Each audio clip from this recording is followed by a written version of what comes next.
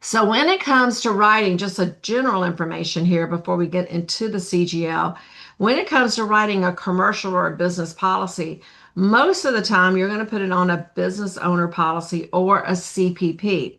Now, there's also garage policies out there as well, but basically you're going to put it on these one of these two types of policies, whether it's a BOP. Now, some companies call their BOP, they may call it the Shield, they may call it the Customizer.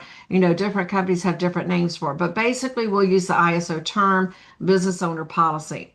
If it doesn't fit a business owner policy, and a business owner policy is a great policy because it has a lot of coverages in that policy. Kind of think about your homeowner policy. It's a package policy with property and liability, a lot of great things in it already. And then you can add some endorsements for jewelry. You can add some endorsements for guns and those types of things.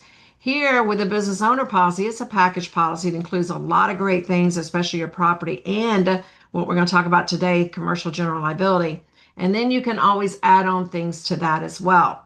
Or if it doesn't fit, because remember, there's a lot of businesses out there. There's a lot of different types of businesses. So if it doesn't fit these specific guidelines, an insurance company says, hey, we want to make sure that we understand the exposures. And so we're going to rate each policy and we're going to make sure that that exposure fits the premium.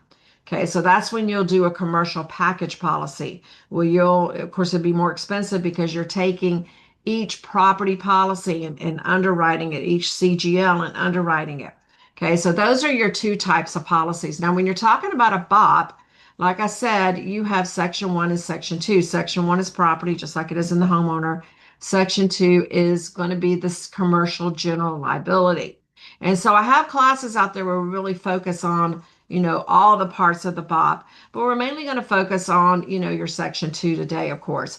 So when it comes to the BOP, it is a package policy for those small to medium businesses, in one form, but it is very strict guidelines on what can go on the BOP. It's mainly intended for businesses that operate on their premises and they do not have a large products or completed operations exposure. So we're going to see what that means. When you think about products and completed operations, think manufacturing. They are manufacturing a specific product. So we'll go over that and you'll see why the BOP does not include that because that's a huge exposure. And BOPs are a whole lot less premium than your CPP. So it definitely offers lower rates than the CPP as long as that business is eligible. Now, here are some things that can go on the BOP. Office buildings not exceeding 6 stories. So think about a business owner, a corporation, and they may own an office building. Is it a smaller office building? Usually it can't exceed 6 stories or 100,000 square feet. If it does, it goes on a CPP. What about a business owner or a corporation, for example, that owns apartments and condos? Now, each individual that's in those apartments and condos is going to have an HO4 and HO6, but this specific corporation, the apartment or condo association needs to be much smaller. Okay, it usually can't exceed 60 dwelling units or 6 stories. Again, if it does, it goes into the CPP. So on the BOPs, you can have mercantile processing service establishments. They do have sales limitations. Different companies do different things. The ISO version is usually 6 million. Some companies go to 10 million, that type of thing. So you can have contractors like carpenters, electricians, painters, plumbers on this policy. You can have gas stations, but it is going to be limited to 50%. And there's going to be some things that they usually don't want, like auto washing, kerosene filling, restaurants. So, your types of big, large gas stations will probably go on a CPP. Now, I use restaurants a lot because restaurants can be on a BOP or a CPP. If it is a restaurant that's limited to like 7,500 square feet and their alcohol sales are limited, they don't want some bar on the BOP. That's usually going to go on the CPP. So sometimes they'll limit the alcohol sales. ISO again is 25%. Okay. So again, some tight eligibility requirements, but think about if you were to pull up to a shopping center and you see a small little pizza place and you see an insurance agency and a doctor's office and maybe a little dress shop and a mattress store, because all of them have mattress stores, right? All of those are typically can be on BOPs. Okay, so a lot of business is written on your business owner policies. There's just some things that you can't write. Like auto repair is going to go on a garage policy. Your household and your dwellings are going to go on homeowner policies and dwellings.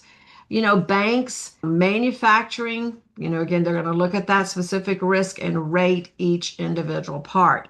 Places of amusement like water parks and places like Carowinds and Six Flags and places like that are going to be on a CPP as well.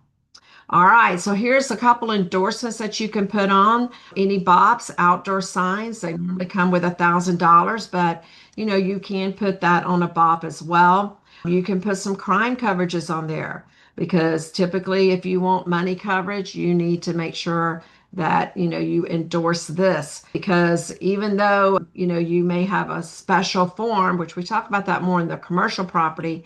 Still, most of your BOPs, most of your commercial properties exclude money and securities, and they also exclude employee theft.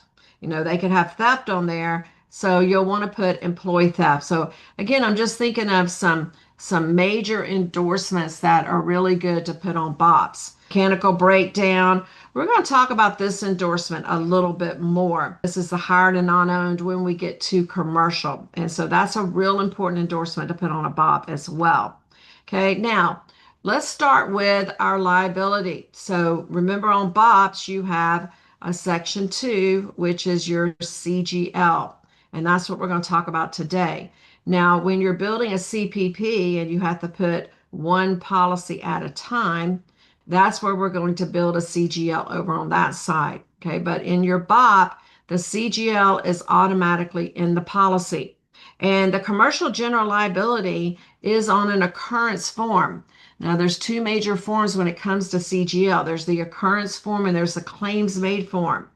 Most of your CGL policies are going to be on, or most of your BOPs, and BOPs are definitely going to be on occurrence form, but most of your policies are going to be on the occurrence form. I'm going to show you the difference between occurrence and claims made. Very few policies are on claims made, but I'll show you the difference between those. Okay. Now, with a commercial package policy, this is where you're building one policy at a time because it doesn't fit the BOP there. Okay. So you're building one policy at a time. You're building a commercial property. You're building a commercial general liability, which is what we're going to talk about. You're building a separate commercial auto. So since there's so many different types of businesses out there, they say, okay, this isn't going to fit this nice package. We're going to build one policy at a time. And so property, general liability, and auto, we're going to really talk about general liability and auto today.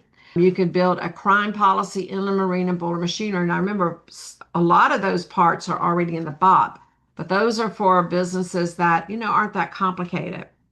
So for example, a manufacturer or a large restaurant, a lot of those other types of businesses will go on the CPP.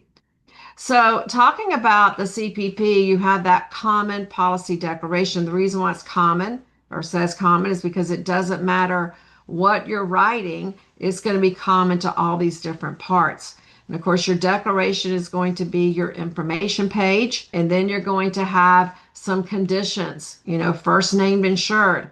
They have higher responsibilities. They can cancel the policy, they can change it. They're responsible for premiums.